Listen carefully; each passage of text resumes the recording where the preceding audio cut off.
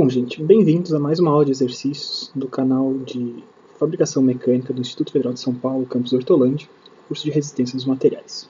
Tá? Nesse problema aqui eu vou mostrar um problema simples de cálculo de momentos, né? Como que a gente pode utilizar os conceitos que a gente viu na aula sobre momentos para achar um valor útil, né? Como seria, qual é o momento que está sendo gerado ao redor do centro do parafuso quando eu aplico uma força como essa lá no canto da chave. Tá? Então, a pergunta do problema, como vocês viram ali na introdução do vídeo, é a seguinte, né? Sabendo que eu tenho essa força de 250 newtons aplicada aqui na extremidade dessa chave, eu quero descobrir qual que vai ser o momento com relação ao centro do parafuso. Tá bom? Então, para a gente deixar as coisas bem claras, eu vou chamar o nome do centro do parafuso de ponto O. Tá bom? Sempre uma boa ideia, acho que eu comentei ali no vídeo de momentos, tá? Que é bom a gente ter nomes desses pontos de referência, os pontos com relação aos quais a gente quer calcular o momento, para que a gente consiga escrever, né, seguindo a nossa padronização. Tá? Então, o que a gente vai escrever é assim, qual é o momento com relação ao centro do parafuso, se eu chamei o centro do parafuso do ponto O, que eu quero descobrir é isso aqui, né? O momento em relação a isso que eu quero com esse produto. Então, já também, às vezes, né, na parte de geometria, que sempre que a gente tem uma força inclinada, é uma boa ideia a gente começar a pensar na decomposição dessas forças, tá bom? Então vamos lá, vamos trabalhar com a decomposição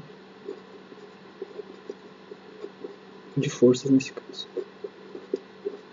Decomposição de forças nada mais é do que um problema que a gente tinha visto ali, como um problema que a gente tinha visto anteriormente de trigonometria, certo? Então observa esse triângulozinho aqui, as informações que a gente tem sobre essa força. A força está aplicada na extremidade e eu sei que ela está aplicada numa linha que faz 15 graus com relação à vertical, tá bom? Então eu vou desenhar isso aqui. Vamos pegar e vamos desenhar só essa força, tá? Vamos chamar essa força de força F, que vale 250 newtons. E eu sei que ela vai ter então uma componente horizontal e uma componente vertical, tá bom? Então, como ela está inclinada, eu posso traçar a partir da origem, né, que a gente tinha feito anteriormente. A componente horizontal dela está aqui, que eu vou chamar, seguindo a nossa convenção de antes, né, de f de x. E a componente vertical está aqui, que eu vou chamar de f de y. Certo? O que eu conheço nesse caso? Né? Claramente, sempre que a gente faz uma decomposição de forças, surge um triângulo retângulo. Né? Tá, claramente eu tenho um triângulo retângulo.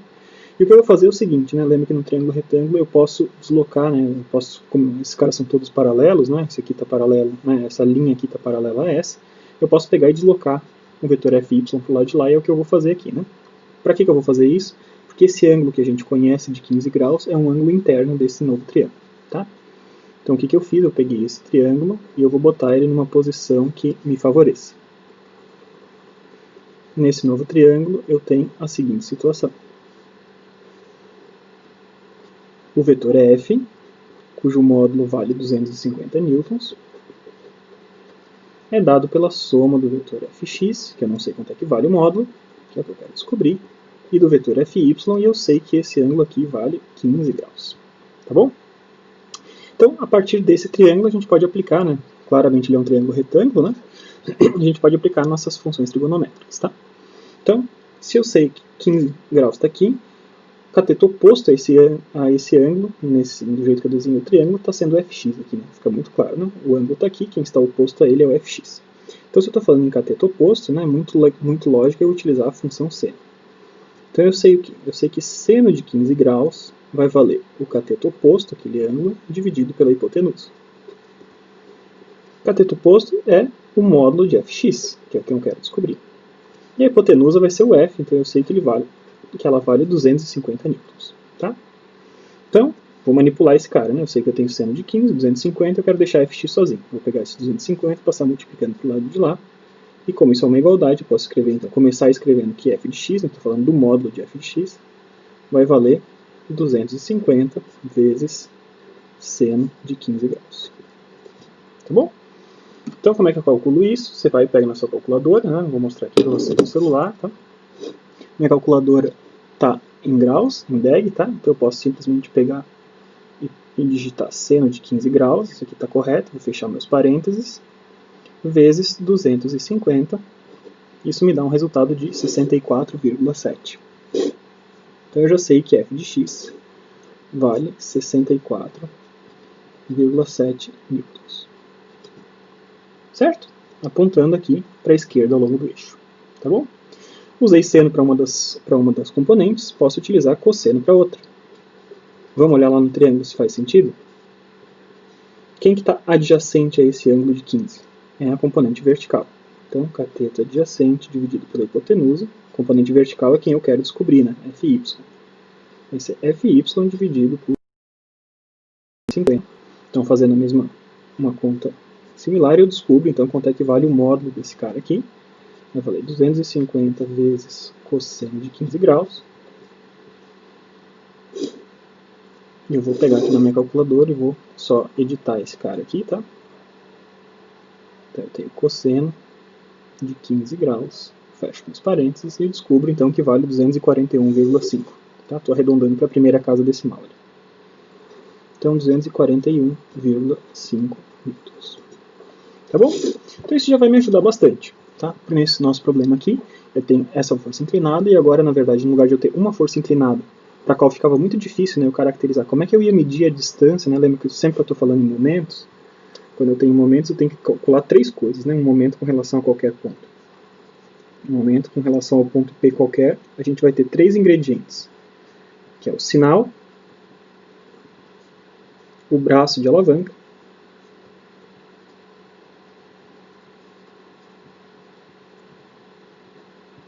e o módulo da força.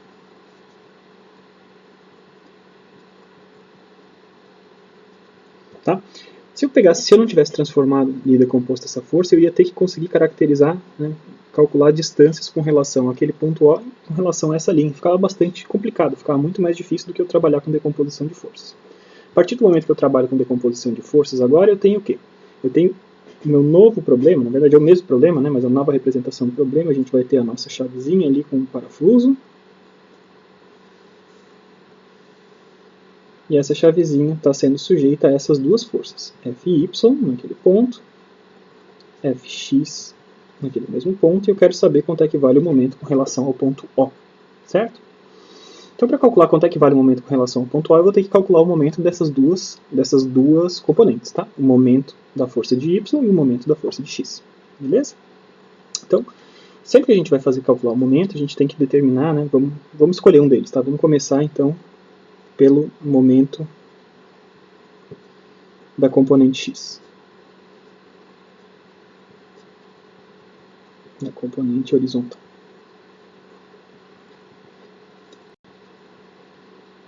Tá?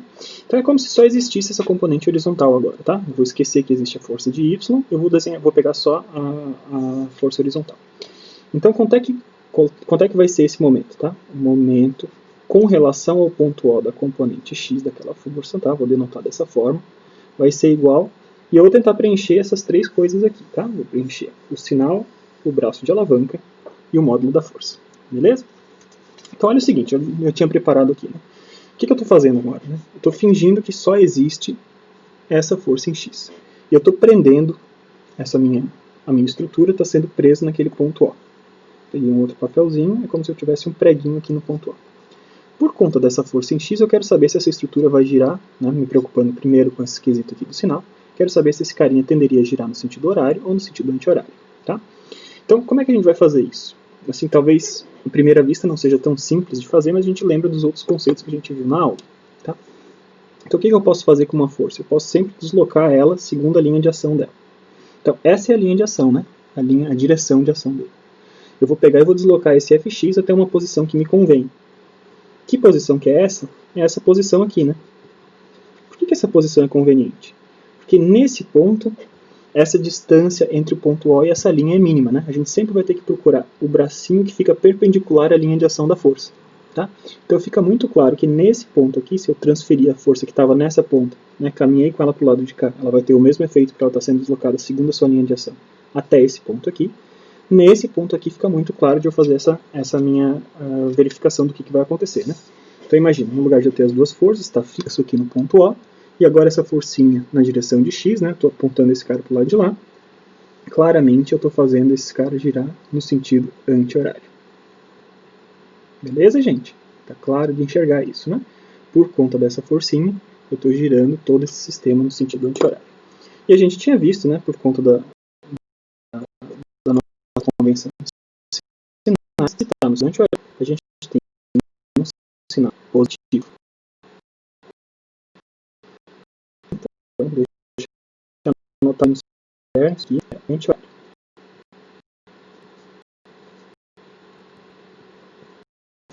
Segundo ingrediente, então, é o braço de alavanca. O braço de alavanca é exatamente isso que eu estou escrevendo para você, né? Se não é possível ter ponto de fixação da estrutura e a linha de aplicação da força que a gente tem. Então, uma origem, já né, vocês conferem ali no enunciado depois, tá? Entre o centro do parafuso e essa linha aqui de ação, segundo o cabo da ferramenta, está nos dado que é 30 milímetros, tá bom? Então, esse raiozinho ali, o que a gente vai chamar braço de alavanca, a gente sempre vai denotar o seguinte: R entre o ponto O e a linha de aplicação dessa força, né? Eu vou chamar simplesmente de X agora, tá? ROX, beleza? Então eu sei quanto é que esse cara vale, porque estava ali denotado no problema. E finalmente o módulo da força, que é que a gente já tinha achado, que é o F de X. Substituo esses valores. Então eu tenho mais ROX vale 30 milímetros. F de X vale 64,7. E eu faço essa conta e eu descubro então que com relação ao ponto O, a componente horizontal gerou... Deixa eu destravar aqui. Vamos fazer essa conta aqui no celular para vocês verem, na calculadora para vocês verem. Então eu tenho 30 vezes 64,7. Tenho 1941, positivo, né? Mais 1941. Que unidade que tem isso? A força que eu apliquei está em unidade de newtons e a distância do braço de alavanca está em milímetros. Então, newton milímetro é a unidade desse momento. Mesma coisa que eu fiz para a componente horizontal, a gente vai fazer para a componente vertical. Tá bom? Então, momento da componente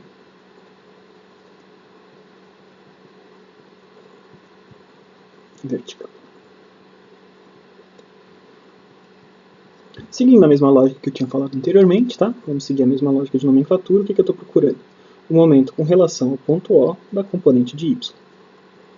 E eu tenho esses três ingredientes para preencher: sinal, braço de alavanca e módulo da força. Tá bom? Então, seguindo aqueles desenhos que eu tinha feito previamente, o que eu tenho agora, eu esqueço que existe qualquer outra coisa naquele sistema e só existe isso aqui para mim. Só existe o ponto onde essa estrutura está fixa e a força vertical Fy. Tá? Então, preciso definir agora a primeira coisa, é o momento, né? Se esse cara vai girar no sentido horário ou anti-horário. Aqui já fica meio claro de saber, mas vamos fazer de novo aquele deslocamento da força para um ponto que nos interessa, né? Esse ponto de aplicação de força é meio complicado, né? Não é a menor distância possível. Então vamos lá, linha de ação da força, que é a direção dela, vou pegar essa força e vou deslocar ela até o ponto que me interessa. Agora o meu Fy mora aqui, e eu tenho uma distância entre o ponto O e a força Y, que ficou perpendicular ali. Tá bom? Então, essa distância, percebe aqui no desenho original, né, que a gente já tem quanto é que vale. A gente sabe que vale 200 milímetros. E agora também ficou mais claro, né, ainda mais evidente de qual que é o sentido de rotação que essa força tende a girar. Com essa força aplicada aqui com relação ao ponto O, esse camarada vai tender a girar no sentido horário. Beleza? Percebe? Antes a gente tinha uma força componente X fazia ele girar no sentido anti-horário. E agora a força de Y faz ele girar no sentido horário. Certo? Ou seja, sentido horário. Vamos voltar ali com a nossa convenção. A gente sabe que está gerando um momento negativo, porque essa componente está nos fazendo girar no sentido horário, segundo a nossa regra da mão direita que a gente viu em detalhes ao longo da aula. Tá? Próxima coisa que a gente tem que ver é quanto é que vale o braço de alavanca. E o braço de alavanca vai ser exatamente essa distância, a menor distância entre o ponto O e a linha de aplicação da força, e a gente sabe quanto é que vale esse cara. Né? Seguindo a minha lógica da nomenclatura, é a distância, né, o raiozinho entre o ponto O e a força de Y que a gente tinha antes. Tá? Então eu tenho ROY, que está no problema, está marcado, vezes F de Y. Então agora basta fazer essas contas, né? menos, quanto é que vale ROY, está aqui no problema, 200 milímetros, vezes FY, que vale 241,5 milímetros, 5 newtons. Tá bom? Então eu descubro quanto é que vale a componente, o momento devido à componente vertical. Vamos de novo destravar aqui o nosso celular para mostrar quanto é que faz. Eu tenho então menos 200 vezes 241,5. Então eu tenho menos 48.300, mesma unidade de antes, né? Forças em Newton, distâncias em milímetros, Newton-milímetro. Certo, gente? Então agora eu tenho as duas componentes. Mas a minha pergunta não é quanto é que vale as duas componentes. Minha pergunta é qual é o momento total com relação ao centro do parafuso. Então como é que eu calculo esse cara aqui?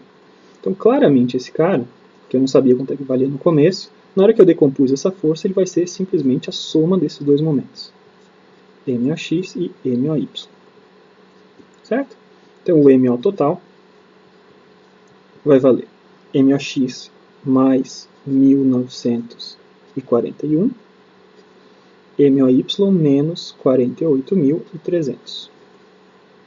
Então a gente descobre que o MO, que é o que eu estava procurando no problema, vale menos 48.300 mais 1.941 menos 46.359 Newton milímetro.